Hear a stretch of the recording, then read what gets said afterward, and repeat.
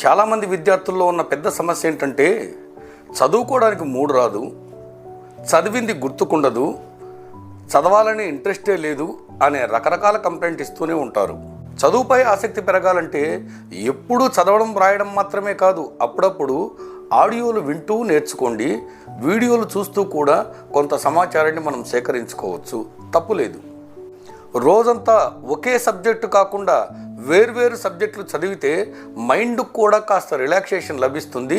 చదివింది స్టోర్ అవ్వడానికి అవకాశం ఎక్కువగా ఉంది.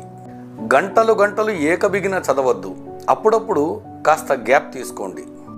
నోట్స్ టైప్ చేయడమే కాకుండా అప్పుడప్పుడు రాయడం కూడా ప్రాక్టీస్ చేయండి, బాగా గుర్తుండిపోతుంది.